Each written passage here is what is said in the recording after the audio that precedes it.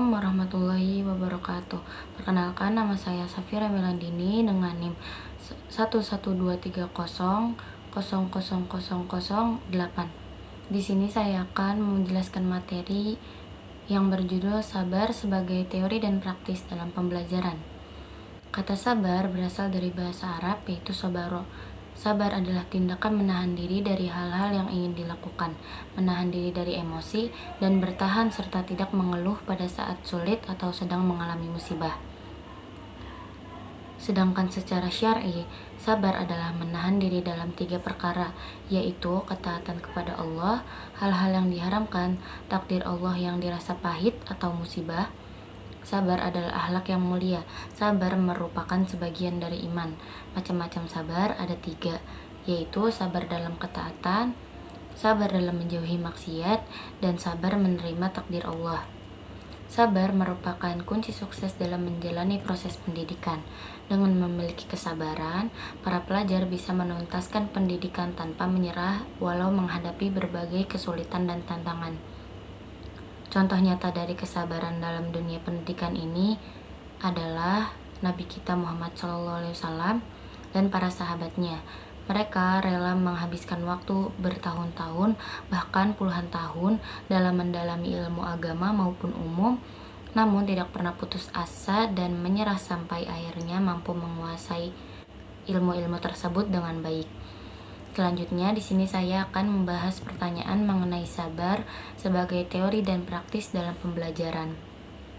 Pertanyaan yang pertama, bagaimana Anda bisa menjelaskan seorang pelajar dapat belajar dengan sabar sehingga belajarnya sempurna, tidak rusak, dan mendapatkan ridha Allah Subhanahu wa Ta'ala? Seorang pelajar dapat belajar dengan sabar dan mendapatkan ridho Allah dengan mengikuti beberapa prinsip dan praktik yang baik. Beberapa langkah yang dapat membantu. Yang pertama, niat belajar karena Allah. Yang kedua, sabar dan tekun dalam belajar.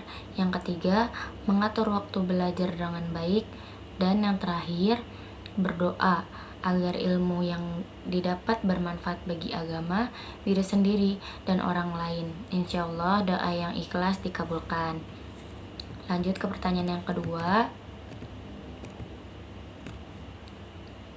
Bagaimana Anda bisa menjelaskan seorang guru yang sabar yang dapat membimbing, mengasuh, dan mengarahkan siswanya belajar dengan benar sehingga ia dapat berhasil maksimal dalam proses mengajarnya?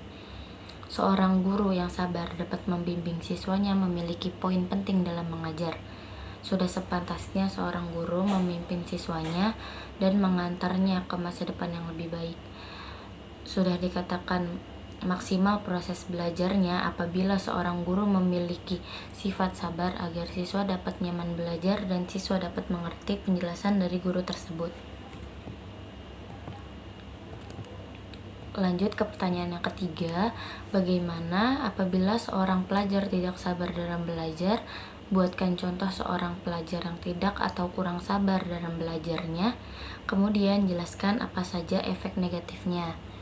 Contoh pelajar yang tidak sabar dalam belajarnya adalah yang cepat menyerah dan cepat bosan. Pelajar yang kurang sabar selalu merasa dirinya pintar, padahal ia tidak berusaha maksimal. Akibat dari kurangnya kesabaran dalam belajar, pelajar akan merasa frustasi karena ilmu yang ia pelajari tidak bisa ia pahami. Padahal untuk memahami sebuah ilmu tidak bisa dikatakan atau tidak bisa dilakukan dalam waktu yang singkat. Maka saat belajar dibutuhkan kesabaran. Efek negatif akibat dari seorang pelajar yang tidak sabar dalam belajarnya adalah yang pertama, kurang pemahaman yang mendalam. Yang kedua, kesulitan ketika menghadapi kesalahan. Yang ketiga, kurang konsentrasi. Dan yang keempat, mengalami banyak kerugian baik dalam bidang akademik, potensi diri, maupun hubungan sosial. Lanjut ke pertanyaan yang keempat, bagaimana apabila seorang guru tidak bersabar dalam mengajar? Buatkan contohnya, kemudian jelaskan apa saja efek negatifnya. Ketika seorang guru tidak sabar dalam mengajar, hal ini dapat berdampak negatif pada proses belajar mengajar. Kesabaran guru sangat penting dalam menghadapi berbagai karakteristik siswa. Seorang guru harus sabar dalam menghadapi perkembangan dan pertumbuhan siswa yang tidak sama, serta dalam memberikan pengetahuan pada siswa yang tidak mungkin nakal atau tidak mau diajar. Beberapa contoh tindakan seorang guru yang tidak sabar dalam mengajar adalah yang pertama, seorang guru yang tidak sabar dalam memberikan pengetahuan pada siswa, terutama saat siswa nakal atau tidak mau diajar. Yang kedua, guru yang kurang tanggap atau terpancing emosi ketika ada siswa yang berkata kasar, merebut mainan temannya, pemarah, tidak sabar ketika menginginkan sesuatu, atau tidak sabar dalam hal mengantri. Itu menunjukkan kurangnya kesabaran guru dalam menghadapi tingkah laku siswa. Kemudian yang ketiga, melakukan tindakan kekerasan baik secara fisik maupun verbal terhadap siswanya. Lanjut ke pertanyaan yang terakhir, yaitu pertanyaan yang kelima. Cari atau buatkan kisah yang menceritakan proses pembelajaran di mana murid dan gurunya sama-sama bersabar. Rina adalah seorang murid SD yang memiliki kesulitan dalam pelajaran matematika. Ia selalu merasa minder dan putus asa saat menghadapi soal matematika yang rumit. Rina pun sering tidak fokus di kelas karena merasa tidak mengerti penjelasan dari gurunya, yaitu Pak Budi. Suatu hari, Pak Budi memanggil Rina setelah jam pelajaran selesai. Dengan lembut, Pak Budi bertanya, "Mengapa Rina terlihat tidak fokus di kelas?" Rina pun menceritakan kesulitannya dan rasa putus asanya dalam mempelajari matematika. Pak Budi tersenyum dan berkata bahwa ia mengerti perasaan Rina. Pak Budi pun menawarkan untuk memberi les tambahan setelah pulang sekolah agar Rina bisa lebih paham.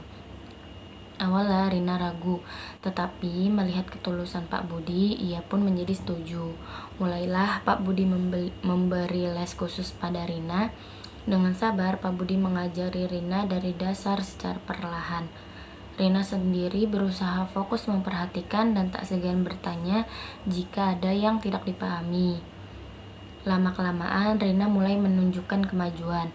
Nilai ulangannya membaik dan ia tak lagi merasa minder di kelas. Rina kini paham bahwa dengan kesabaran dan kegigihannya, pasti semua masalah bisa teratasi. Ia pun berterima kasih kepada Pak Budi yang telah mengajarinya. Cukup sekian dari saya, kurang lebihnya mohon maaf. Assalamualaikum warahmatullahi wabarakatuh.